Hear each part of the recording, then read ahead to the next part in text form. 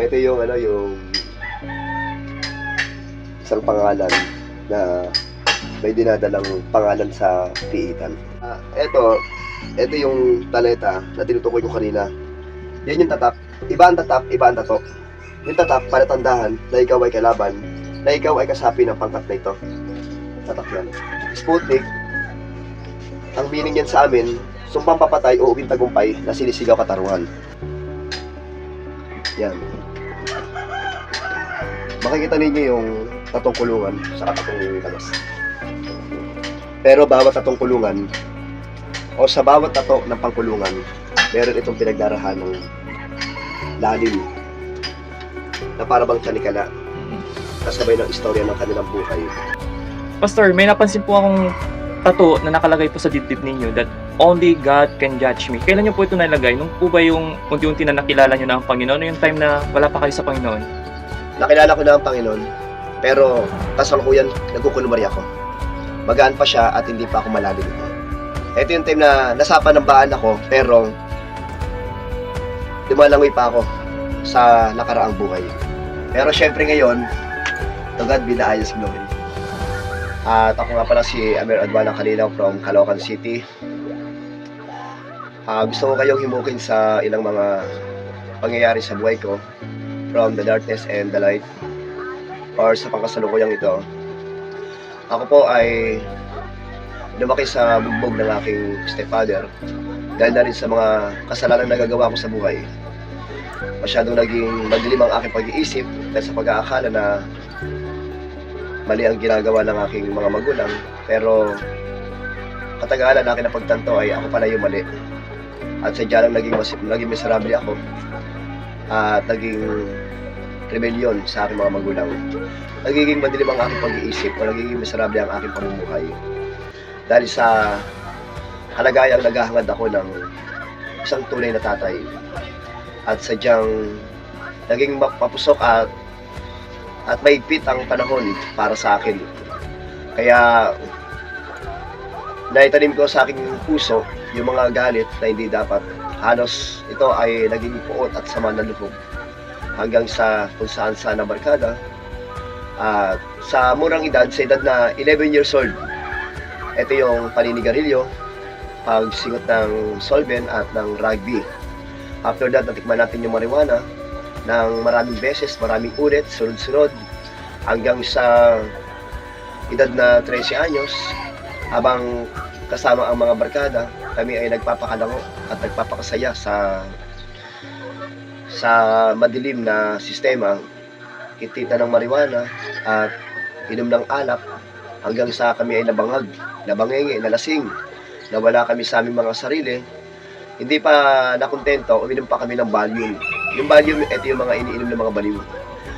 After that ay nagkaroon kami ng pag-uusap na kami ay mag-hold up. Kaya nakarating kami ng lugar ng Labotas, habang nakasakay sa loob ng jeep, kami ay nag-declare ng hold up dahil sa lakas ng tama na meron kami, dahil nga kami ay mga bangag. Pero hindi namin sukat nakalaing na meron palang mga kapulisan o may mga alagad ng batas na nakasunod sa amin. Dahil sa malakas ang tama ko, nagpaputok agad ako ng dalawang sunod. Dahil sa gusto kong makuha kagad yung bag ng isang ginang at yung kanyang beeper.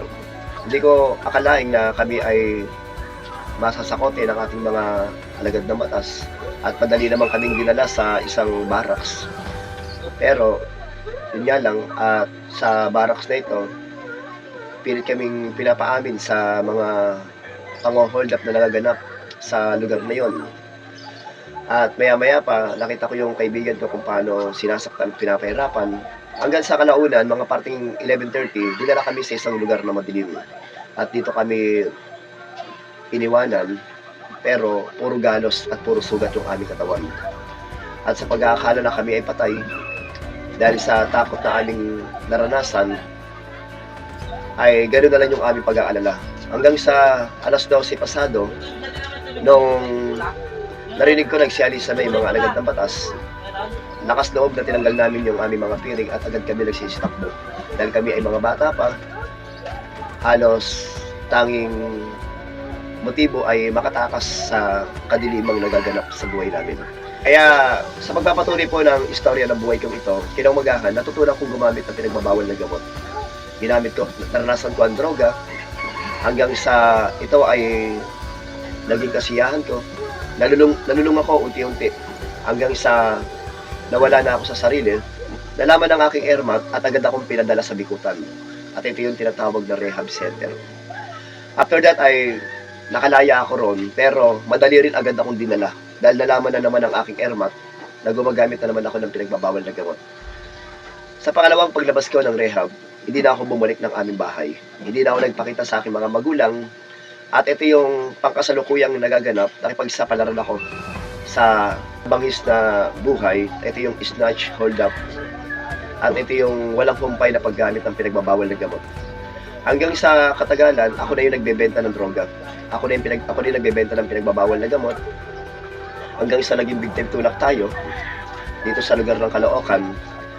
After that, may mga tao akong niloko dahil sa ako ay nango at sabog or bangingina. Talagang hindi na ako nakakilala.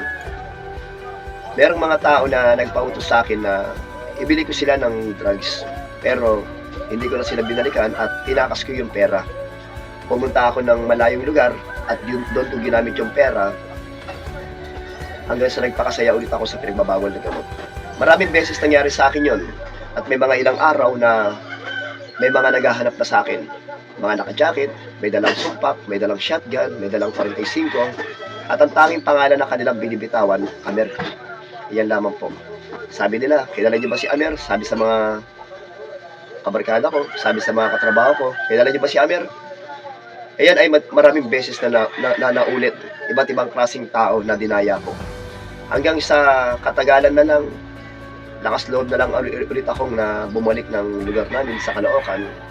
Ito naman yung puro pang i-snatch yung ginawa ko. Hanggang sa nataong bayan ako sa lugar ng monumento. At hindi nagtagal, sunod-sunod na akong pumasok ng bilangguhan sa edad na 14, 15, 16, 17. Dito ko na pagtanto na ang hirap pala para sa isang magulang na dumadalaw sa kanyang anak at lagi na lang umiiyak at pumapatak ang kanyang luha at hindi ko alam kung bakit nagagawan akong fiyansahan. Doon ako naging talamak na magnanakaw sa iba't ibang mga lugar ng Caloocan, Malabon, Lamotas, Valenzuela, Maynila dahil sa dami ng kaibigan na puro magnanakaw, puro snatcher, puro hold-upper. Hanggang sa edad na 17 anyos, tinuluyan na ako makulong. Ito na yung time na sunod-sunod na pang-i-snatch sa lugar ng Malabon. Tinuluyan na akong makulong kasi di naman na ako totoy, di naman na ako binatilyo. Hanggang sa hindi na ako nakikipagkita sa nanay ko dahil hiyang-hiya na ako. Alam nyo, naging sakit ko ang mang-snatch na mang-snatch. Hindi nagtagal, naging hold-upper tayo dahil napasama na sa mga pang-hold up na nagaganap. Yan yung mga panahon na alos pabura na kami sa mapa.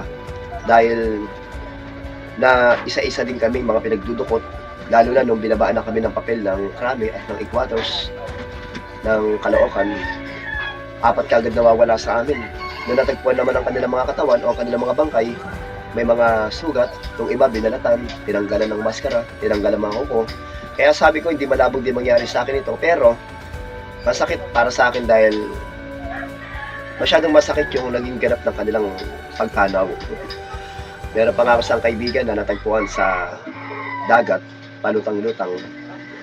Kaya katagalan, hindi na po talaga ako lumitaw pa ng lugar namin.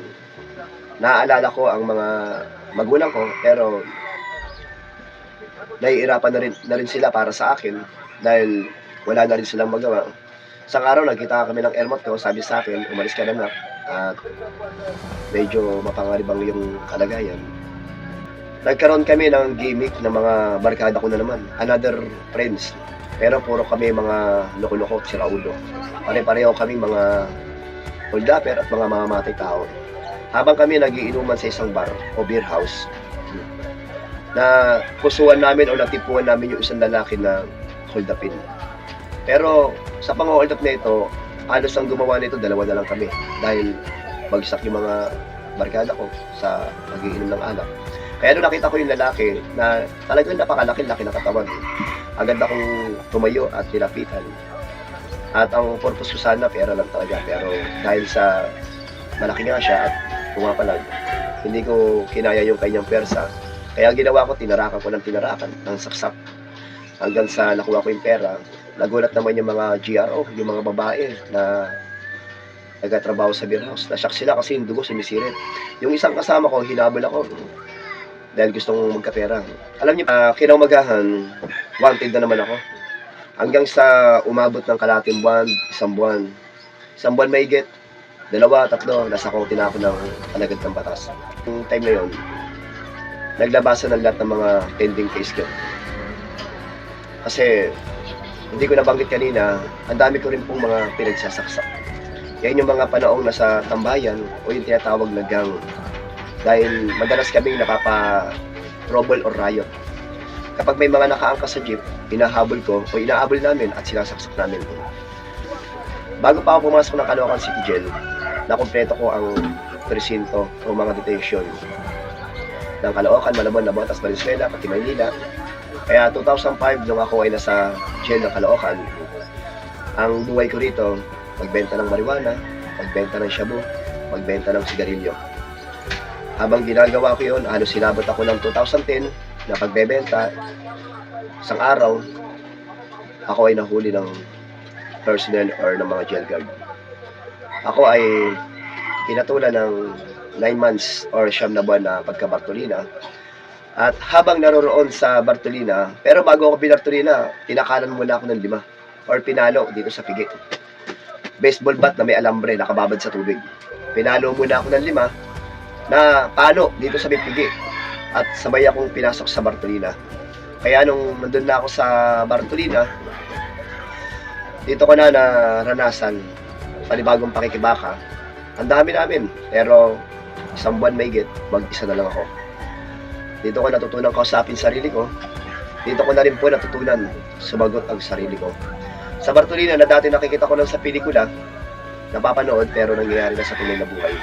Diyan na ako dudumi, diyan na ako iiye. 24 oras na lumipas, wala pa akong kinakain. Gusto kong uminom ng tubig, buo na uwaw, hindi ako makainom. Gusto kong maligo, hindi makaligo. Hanggang sa 8 buwan na ako, pero ang dami ko ng pigsa, ang dami ko ng rumbo-rumbo, ang dami ko ng kagaw, ang dami ko ng buli, ang dami ko ng makokang. Yan yung mga sakit ng bilangguhan. Isang araw, dahil sa ako'y 8 buwan na, meron dumating na pastor. Sabi niya sa akin, kung may tao man sa loob ng Bartolinang ito, lumapit ka sa akin.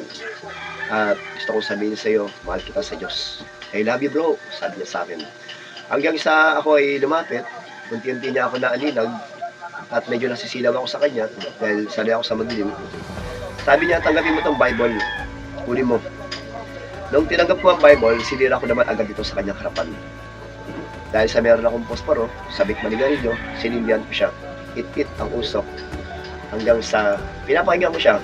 Pero nakita ko sa kanyang mukha, kinakabahan siya. Pero sabi ng pastor, bro, come to me all ye that labor and are heavy laden and I will give you rest. Dinagdagan niya yung versikulong iyon, sabi niya, Apostle Paul, pray without ceasing. Alam niyo po, bagamat wala naman ako naintindihan, pero laging sumasagi sa isip ko. Dahil kahit paano nakakaunawa naman tayo ng English. At saka, hindi ko alam na ito pala yung isang buto na nilaglag sa isang tulad ko. Na para bang yung lupa, pag tinaliman mo ng buto, lalo itong ang lupa ay mataba, ito ay sumisibol. Hanggang sa tuluyang sumisibol.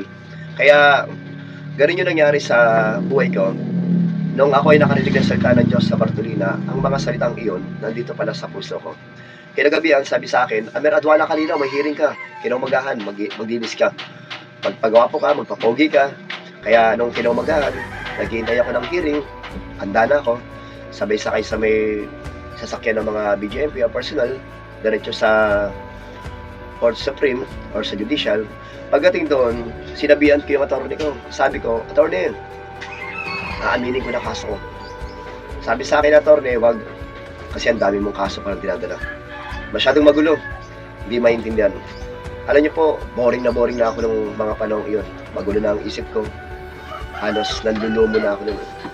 Pero sabi ko sa sarili ko, titindigan ko to. Kaya nung nagkita kami ng judge ng piskal, sabi ko, Your Honor, umahamin na ako. Ilan po ba bibigyan niyo sa akin? Sabi ng judge, sige, 20 na pagkakulong hanggang 40 years. Umiyak ako sa harapan ng judge. Narinig ng maraming tao. Sabi ko, Your Honor, hindi po ako lumalaban. At ako po ay umaamin. Naniniwala ako na bababa ang aking sentensya. Baka pwede po babaan niyo pa po ang sentensya ko. Kaya sabi ng judge, sige, 12 hanggang 20 na pagkakulong. Wala akong magawa, no choice, kundi kinuha ko na po. Sa madaling salita, ako ay natulan ng 12 hanggang 20 pagkakulong. Alam niyo po, bago pa man din ako itapon or ibiyahe sa inyo Bilibid Prison, maximum man o medium, pero wala pa kasi ako alam ng time na yun. Bago pa man din ako ibiyahe, tumaba yung katawan ko. Yung pala, meron pala akong sakit na manas. At yung nalulumpo ka, talagang nawala ang aking lakas, potassium o calcium. Hanggang sa tuluyan na akong bumagsak sa loob ng isang buwan na igit, namumulila ako sa pagkakulong. Marami nagsabi sa akin, Kausa, diyan ka na mamamatay. Sige, kumain ka pa ng kumain, matulog ka pa na matulog. Kung ayaw mo maniwala, diyan ka na mamamatay. Sabi sa akin ng mga kakosa ko, naging ng mga kalabang pangkat. Marami nang luloko, marami nang bubuli, kasi nawala angas ko nung time na yun eh. Kilala ako sa loob ng kulungan, talagang magaling tayong makisama. Pero walang niya talaga tayo. Alam niyo po, after 1 month and 8 months, biyahe na ako. Sa madaling salita, 2011, nung ako ay dinala sa New Bilibid Prison. Siyempre, unang papasokan natin, RDC. 4 yan eh, RDC, maximum, minimum. Pasok ako ng RDC, nangungulila ako sa pagkakulong. Although hindi naman mahirap bilang buwan sa RDC kasi dahil pagkain, nakakadiskarte naman. Pero habang tumatagal, nangungulila na ako, nahihirapan na ako.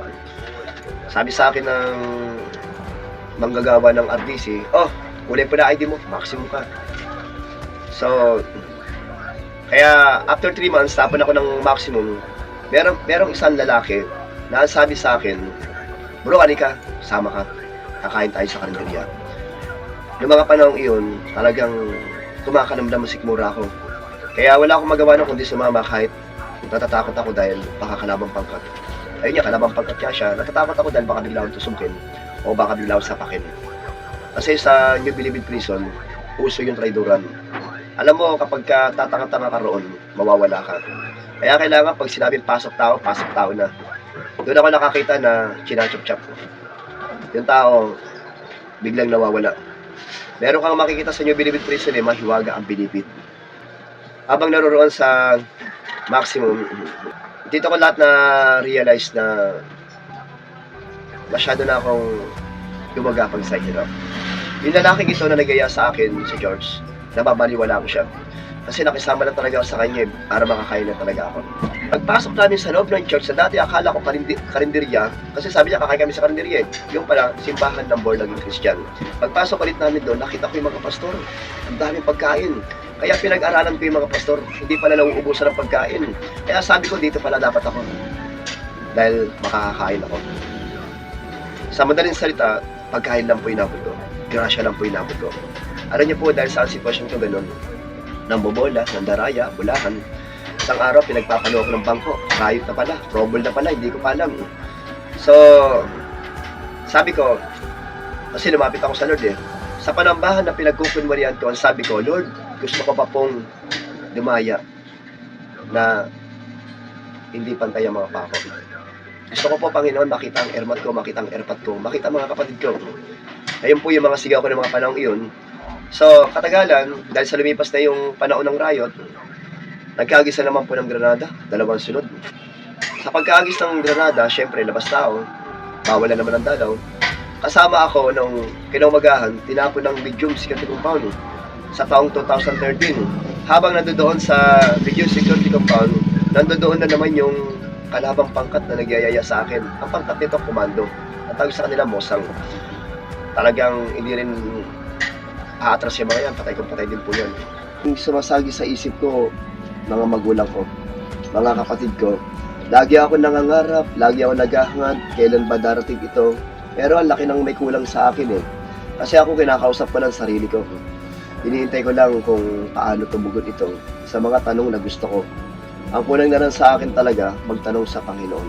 Pero dahil sa mababaw pa ang aking katayuhan, at ako ay sabay-sabay lang, at alinsunod lang sa gusto ko, ayaw ko lang mapahiya yung tao na nagyayaya sa akin na komando, laro lang po, or hindi ako naging totoo sa kalagayan bilang born again Christian. Alam niyo po, isang araw, habang naroroon sa visiting area, ang visiting area, dito makikita ang mga preso, kasama nila mga pamilya nila. Isang mahabang lamesa, at sama-sama silang nakakapag-usap sa isa't isa at nakakapagyakap-yakap. Kasama nila nanay nila, tatay nila, kapatid nila, kapaate, mga kuya, asawa nila, o whatever, sino man yung mga mahal nila sa buhay. Talaga namang may inggit ka, at sa kabila ng inggit, poot at galit sama ng loob. Ayun yung likas na naghahari sa akin. Kaya kung minsan, talaga nakakagawa rin ako ng bagay na hindi maganda, na sasampal ko yung kapwa preso ko dahil sa init ng ulo ko, dahil sa sama ng loob na nararanasan ko.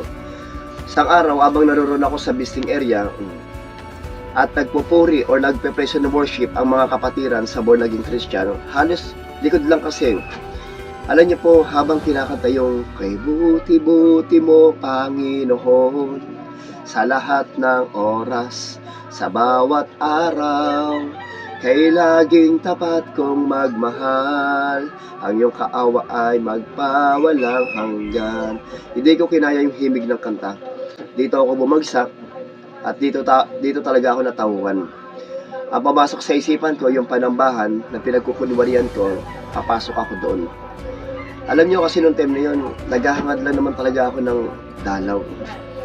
Yun nga lang, wala makitang dalaw kaya puro hinggit. Kaya nung narinig ko yung kantang iyon, talagang dumilim ang paningin ko at bumagsak ako hanggang sa pumasok na ako sa simbahang pinagkukunwarian ko. Pagpasok ko sa loob ng panambahan na pinagkukunwarian ko, ang sabi ko, Ama, may pag-asa pa po ba ako? Gayong hindi ako naging totoo sa iyo, naging mapagkunwari ako at bulahan. Tinanggap ko ang iyong anak pero binaliwala ko sa lugar ng maximum, maging dito sa lugar ng medium, New Bilibid Prison. Ama, ako po ba'y may pag-asa pa? Dito ko narinig ang tinig ng Panginoon. Sabi ng Diyos, Anak, Amir, kung inaakala mo ang buhay mo sa iyo, wala nang halaga, pero sa akin, marami pa. After nun, doon ko narinig yung salita na binitawan ng isang pastor sa Bartolina. Noong mga panahon naka-Bartolina ako, nabanggit ko kanina, merong isang pastor na dumating. Sabi niya, Come to me all ye that labor and are beladen and I will give you rest. Doon ko narinig ang Tagalog version nito. At doon ko naunawahan ng paunti-unti at doon ko napagtanto na meron Diyos pala na magbibigay ng kapahingahan sa katulad ko. Alam niyo po, sabi ng pastor, Bishop Justo Tito Millora, sabi, lumapit kayo sa aking mga nabibigatan. Lumapit kayo sa aking mga nahihirapan. At bibigyan ko kayo ng kapahingahan. Alam niyo po, dagdag pa ng kanyang sinabi, dito ako natauhan. Dito ko talagang likas na pagtanto lahat na ako pa rin ang kasalanan. Sabi ng kanyang salita, kahit gaano kapula, kahit gaano kaitim, kahit gaano kalala, kahit gaano kalaki ang timbang, kahit gaano kalaki, kahit gaano ka man naging sukdulan sa kasalanan sa buhay na ito, kaya kang paputiin ng ating Panginoon. Lumapit ka lang sa Kanya. Alam niyo po, nung nagsuko ako ng buhay, dito ko naranasan ang milagro ng Panginoon. Nakita ko nanay ko, hindi naman ako nagpalipad ng sulat, nag-text or tumawag, nag-chat or nag-Facebook. Hindi ako marunong sa internet noong mga panahong iyon. Taong 2013, nagsuko ako ng buhay, dumating ang nanay ko. Yung napakahabang lamesa na pinapangarap ko dati na magkikita na kaming dalawa, nangyari na. Malayo pa lang, umiiyak na nanay ko. Alam niyo po, ang sarap pakinggan, Amer Adwana Kalinaw, may danaw ka. Nadala ko yung Biblia, Old and New Testament. Makapal yun. Nadala ko siya, ayun pala ang dahilan, bakit umiiyak ang nanay ko. Naniniwala na raw siya, na nabago na raw ako. Or nagbago na raw ako. Naniniwala na raw siya Hindi pa ako nagsasalita, hindi pa ako nagsasabi, Nay, naglilingkod na po ako sa Diyos. Wala pa po akong sinasabi, naniniwala na raw siya. Sino bang hindi makakakilala sa anak? Di ba po, wala naman ng iba kundi magulang. Wala nang ibang makakakilala sa anak kundi magulang lamang. Kaya niyakap ko nanay ko, sabi ko, gusto kong ipakilala sa iyo ang Panginoong Kristo at gusto kong dalhin kita sa pang-iebanghelyo ko kay Kristo. Alam niyo po, iniwan sa akin yung number ng aking stepfather. Etong taong ito, kahit stepfather ko lang ito, dahil sa may isip na tayo, nalaman ko na malaki ang pagkakamali ko. At siya yung kinilala kong tatay mula sa aking pagsilang, mula sa simulang taon ng aking edad, siya yung nakilala kong tatay. Yun nga lang, sabi ko nga kanina, naging miserable ang buhay ko dahil sa akala ko na ako ay tama at sila ay mali dahil lagi ako nabubugbog. Pero, nung unti-unti tayo nagkakaroon ng kalaman sa salita ng Panginoon, sabi ko, Ama, patawarin mo ako at hindi ako naging mabuting anak sa stepfather ko at sa nanay ko. Kaya sabi ko, pag nakita kami ng stepfather ko, yayakapin ko, hihingi ako ng tawad at ipapakilala ko ang Panginoon sa Kristo. Tumawag ako sa kanya, kinumagahan. Sabi sa akin ng stepfather ko, Nak, darating na ako. Alam niyo po, mula nung napasok ako 2005, walang tatay na pumunta. Kaya buong pag-asa ako nangangarap na may darating na tatay kahit stepfather ko lang. So, nung kinuha ko yung number ng papa ko, sabi nga sa akin, sige anak, darating na ako. Alam niyo po, maraming beses ako naghintay at tumasa. Dahil gusto ko na makita ang tatay ko. Dahil maraming beses nakakancel, maraming beses na pupuspon. Hanggang sa isang araw, tumawag na naman ako sa stepfather ko. Sabi sa akin, Nak, pagpulmanhin mo at hindi ako makakadalo. So, yung December 25, ito yung araw ng Pasko. Sabi niya sa akin, Nak, sa Pasko darating ako dyan. Kapag nakita ninyo ang kulungan ng Jubilee Prison, ultimo karaya may irapan pagbahulog dahil sa dami ng danaw, sa dami ng preso. Alam niyo po, walang dumating na stepfather. Masakit para sa isang tulad ko. Pero, tiniis ko ang pagdaramdam kasi nasa Panginoong Diyos na tayo. Tumawag ulit ako ng kinagabihan. Sabi niya sa akin, January na darating ako. January ang dumating, LBC, sulat. At ang sabi ng sulat, anak, pasensya ka na kasi pumanaw na ako. Patay na ako. So, naisip ko, hindi pa na masabi sa akin ng tatay ko na meron siyang dinadalang karamdaman na siya ay aalis na sa mundong ito. Siya ay mamamatay na dahil sa pagmamahal niya sa isang tulad ko. Alam niyo po, nakita ko kung paano ako pinagtitibay ng Panginoon. Imbis na magmukmok, magwala, pero hindi ko na pwedeng ibalik ang dati, kundi ipakita ang buhay bilang isang Kristiyano o ang buhay ng isang born again Christian. Ang buhay ko sa loob ba na nato? Pag ako nabuboryong, nagpapatato ako, at nagtatato din po ako. Yung katawan ko, alis pa puno ng tato. Alam niyo po, dahil sa natutunan na natin magbasa ng Biblia, sabi ng Bible, huwag mong dudungin sa katawan mo, dahil bahit yan. Huwag mong lagyan ng tato, huwag mong lagyan ng sigarilyo, huwag mong lagyan ng alak, huwag mong lagyan ng anumang klaseng uri ng bisyo. Huwag mong gagawin yan. 1 Corinthians chapter 3 verse 16. Dahil bahay ko yan, dahil templo ko yan. Binitawan ko ang karayong, binitawan ko ang tinta, binitawan ko ang pagkatato. Hanggang sa namuhay bilang isang alagad ng Diyos. Habang nandoon sa medium secret ng Paulo, sa simbahan na aking kinakaliban, nangangaral ako sa bawat butas, sa bawat brigada, sa Bartolina, na halos hindi ka pwedeng pumikit, hindi ka pwedeng tumalikod, dahil sa Bartolina, baka ka matusok, dahil halong-halo ang pangkat. Habang nangangaral, inaagisa ka ng takip ng kaserola, inaagisa ka ng takip ng kaldero, o ng plangganang gawa sa aluminium. Alam niyo po, nangaral ako ng nangaral, at tinawag akong buwang. Nangaral ako sa lansangan ng medium, sa plaza ng ibang mga pangkat. Actually, 12 pangkat sa Jubilee Prison. Batang Cebu, Batman, BM, Batang Aklan, Oxo, marami, hindi ko mabanggit natin. BSL, BRM, Papigulaki, Chinuelo Canaga, Sputnik, BCJ, Bahala, Komando, marami po. 12 lahat, no? Sabi ko, Panginoong Diyos, ilang Pasko pa po ang papasagin ko. Ilang Pasko at bagong taon pa po, bubunin ko. Noong mga panahon ito, 10 taon may gitna ako. Para man nakakaramdam ako ng paglaya. dahil sa nakikita ko na likas ang paglaya ng mga time na yun. Kaya sabi ko, Lord, bigyan niyo po ako ng pagkakataon makalabas na po. Padarat langit lang po ang nakita ko. Wala na po iba. Alam niyo po, napakabuti ng Panginoon. Noong mga time na yun, nag-aaral na ako sa high school. At tatapos ko na ang high school, nag-aaral ako sa vocational, 2 kurso. At pumasok na ako ng Bible school sa Jerubel. Kaya sabi ko, Panginoon, bigyan mo ako ng pagkakataon na makalabas na po. Alam niyo po, ang galing ng Panginoon. 12 hanggang 20 ang hatol sa akin na dapat ang babasagin ko 20 kung sakaling hindi ako mapaparulan. Pero doon kasi ako nakatutok eh. Pero alam niyo, sa 10 taon pinakinggan ako ng Panginoon. 2 araw na lang Pasko na, December 22, ina-announce sa pangalan ko, Amer Adwana Kalinaw, laya ka na. Ito na yung pinakamasarap pakinggan. Kung kanina Amer Adwana Kalinaw, may dalaw ka, ito naman po, Amer Adwana Kalinaw, laya ka na. Alam niyo po, purihin ang Panginoon. Tuluyan na akong lumaya ng mga panong iyon. Napakasarap tingnan. Unti-unting buksan ang gate. At tumuwi ako sa bahay ko o sa bahay ng aking ina. Nagyakap kaming dalawa. Hingi ulit ang tawad.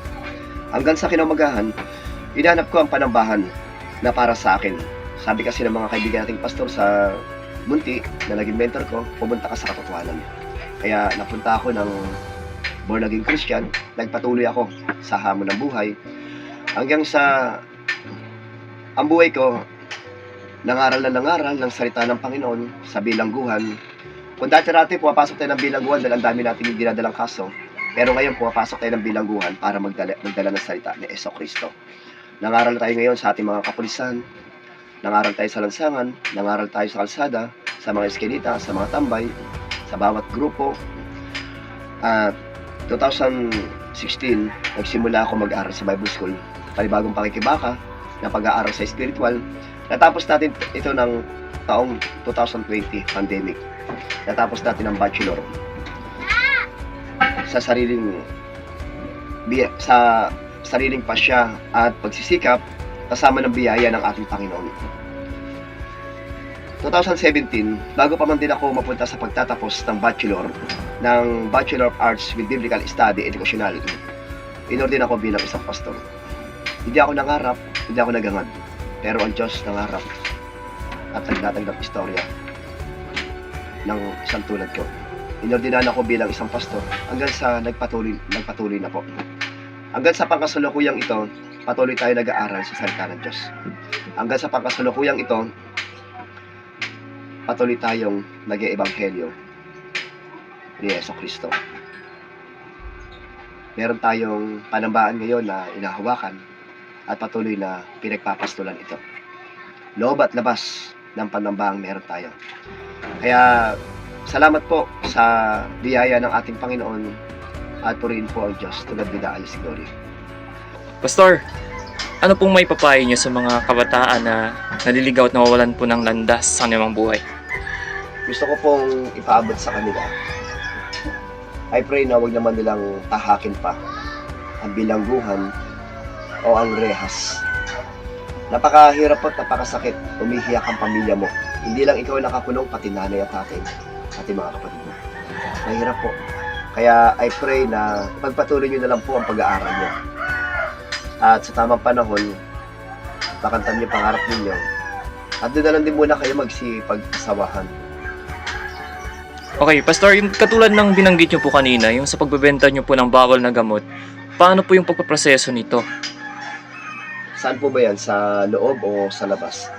Sa loob ng bilangguan. Kasi all I thought na kapag nasa loob po tayo ng bilangguan, okay na eh. Parang ito po yung maigpit na pagbabantay ng mga ating kapulisan.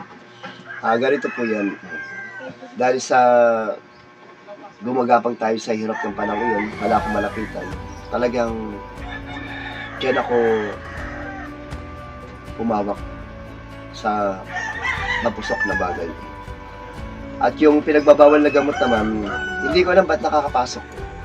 At kinukuha ko lang yan at saka ko siya binibenta. Cause all my life you have been faithful, and all my life you have been so,